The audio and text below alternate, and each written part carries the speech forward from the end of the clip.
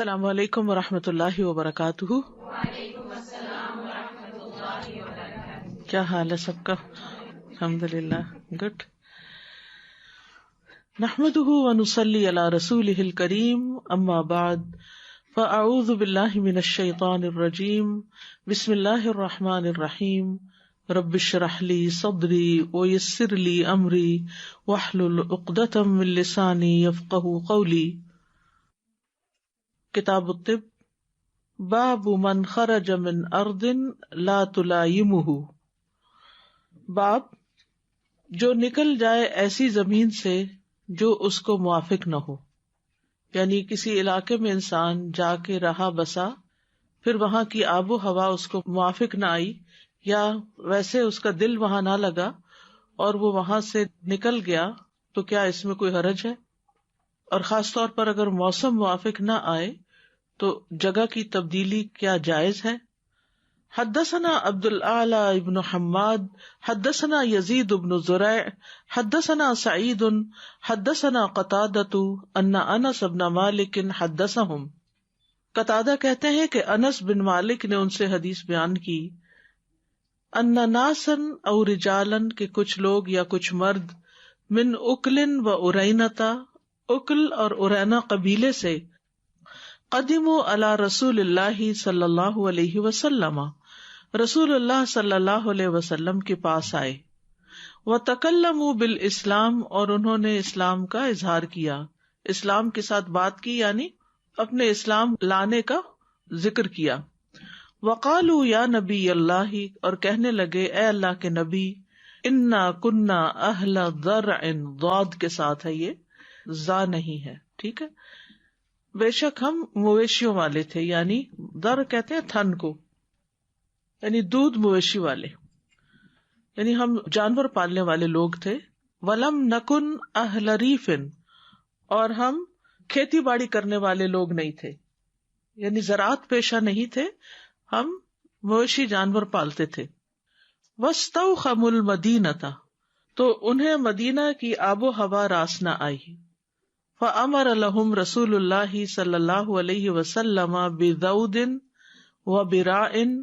تو نبی صلی اللہ علیہ وسلم نے ان کے لیے حکم دیا کہ انہیں کچھ اونٹ دیے جائیں،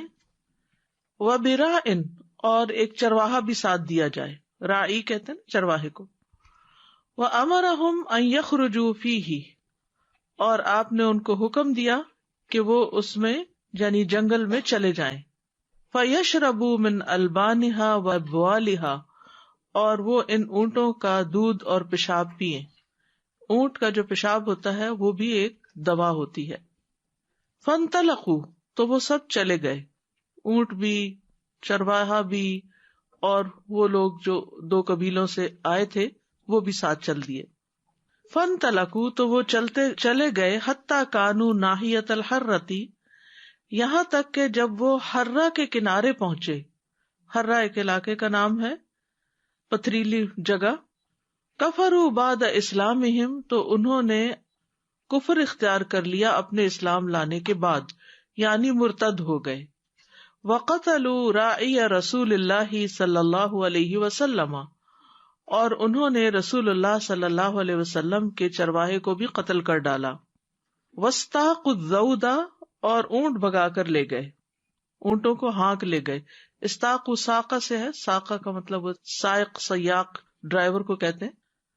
فبلغ النبی صلی اللہ علیہ وسلم، تو یہ بات نبی صلی اللہ علیہ وسلم تک پہنچ گئی، فبعث الطلب فی آثارہم، تو آپ نے ان کے پیچھے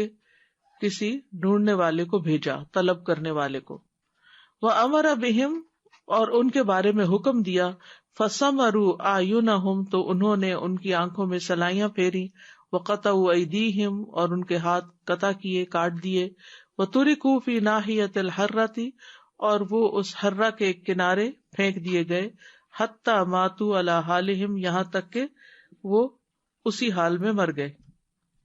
تو یہاں پر امام بخاری جو حدیث لائے ہیں وہ اس معنی میں لائے ہیں کہ یہ لوگ جو باہر سے کہیں سے آئے تھے اور جانور پالنے والے لوگ تھے، انہوں نے آ کر یہ کہا کہ مدینہ کی آب و ہوا ہمیں راس نہیں آتی، تو ہمیں کہیں باہر جانا ہے، یعنی ہمالی کو اور انتظام کیا جائے. تو آپ نے مدینہ سے باہر کھلی فضا میں ان کے لیے رہنے کا انتظام کیا اور کھانے پینے کا بھی. تو اس سے یہ پتہ چلتا ہے کہ جس جگہ کی آب و ہوا انسان کو موافق نہ آئے